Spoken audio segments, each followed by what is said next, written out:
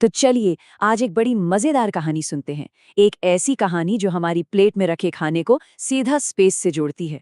ये कहानी है दो बीजों की, एक जो हमारे किचन में सदियों से है और दूसरा जो अभी अभी तारों की दुनिया से लौटा है। तो कहानी शुरू होती है हमारी अपनी रसोई से। यहाँ एक बहुत ही आम सी सब्जी के पीछे एक ऐसा राज छिपा है जो शायद किसी ने सोचा भी नहीं होगा। अच्छा, एक सवाल है।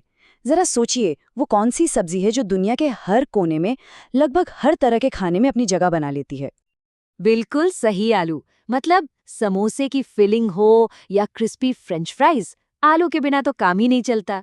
ये दुनिया भर में करोड़ों लोगों का पेट भरता है। तो भाई आलू इतना पॉपुलर क्यों है? देखिए, बात है 16वीं सदी की, जब आयरलैंड के किसानों ने देखा कि सिर्फ 1 एकड़ आलू की खेती से 10 लोगों का पेट भर सकता है। ये उस जमाने की किसी भी दूसरी फसल से कहीं ज्यादा था। ऊपर से ये विटामिन सी और पोटेशियम का खजाना भी है, और इसकी सबसे बड़ी खूबी, ये किसी भी डिश में आराम से फिट हो जाता है। पर रुकिए, यहाँ कहानी में एक ट्विस्ट है। हम खाते तो सबसे ज्यादा आलू हैं, पर जब उगाने की बात आती है ना, मतलब प्रोडक्शन के हिसाब से, तो टमाटर बाजी मार ले जाता है। एक मिनट, आलू और टमाटर एक ही पौधा? ये सुनने में तो बड़ा अजीब लग रहा है ना? पर यही हमारी कहानी का सबसे बड़ा सस्पेंस खुलता है। हाल ही में हुई एक स्टडी ने सबको हैरान कर दिया। जैसा कि द न्यूयॉर्क टाइम्स ने लिखा है, एक आलू असल में 90 लाख साल पुराना एक टमाटर है। कमाल की बात है ना?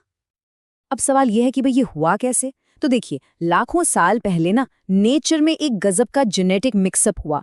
टमाटर के एक जंगली रिश्तेदार के पास जमीन के नीचे कंद बनाने वाला जीन था, और आलू के एक पुराने कजन के पास जमीन के नीचे तना बनाने वाला जीन था। जब कुदरत ने इन दोनों को मिलाया, यानी क्रॉस ब्रीड कराया, तो दोनों जीन एक साथ आ गए और बस उसी पल जन्म हुआ हमारे आज के आलू का। तो ये तो हो गई इतिहास की बात। अब यहाँ से सीधा एक जंप लगाते हैं भविष्य में। आलू की ये कहानी वाकई शानदार है, पर अब हम बात करेंगे खेती के भविष्य की, जहां चीजें इससे भी ज्यादा रोमांचक हो रही हैं। अब आता है हमारी कहानी का दूसरा और शायद सबसे दिलचस्प हिस्सा, बीजों की स्पेस ट्रैवलिंग। हाँ, सुनने में किसी साइंस फिक्शन फिल्म जैसा लगता है, पर ये एकदम सच है। अभी हाल ही में क्या हुआ कि लद्दाख की दो बहुत ही खास फसलें हैं, सी बकथॉर्न और हिमालयन बकव्हीट, ये स्पेस की सैर करके लौटी हैं।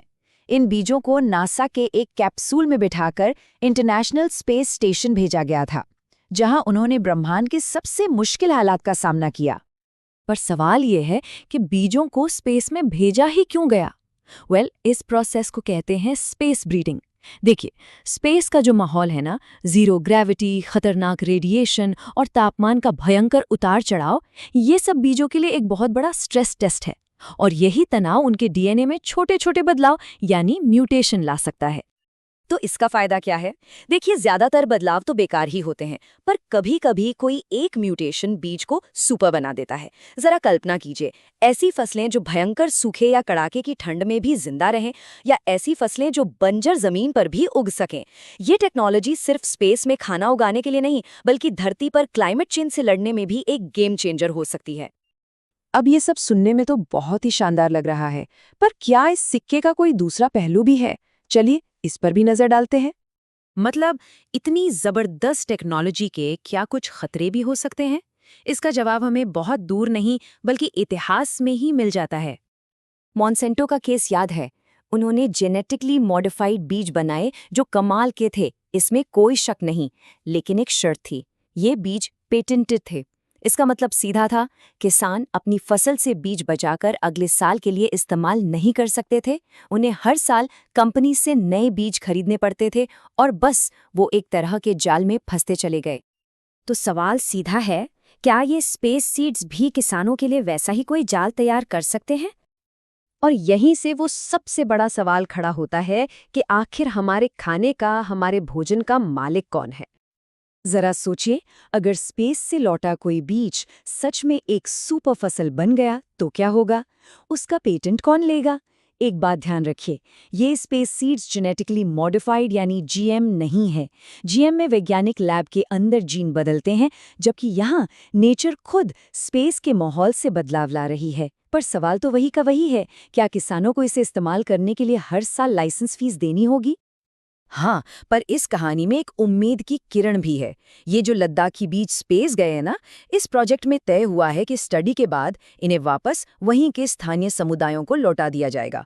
ये वाकई एक बहुत अच्छा कदम है। लेकिन ये तो बस एक प्रोजेक्ट की बात हुई। भविष्य का क्या? जब ऐसी और भी सुपर फसलें बनेंगी तब क्या होगा? ये सवाल तो अपनी जगह बना हुआ है। और आखिर में हमें इसी एक सवाल के साथ सोचना होगा, ये कौन तय करेगा कि इन भविष्य की फसलों को उगाने का हक किसे मिलेगा? क्योंकि इसी सवाल का जवाब हमारे खाने का पूरा भविष्य तय करेगा।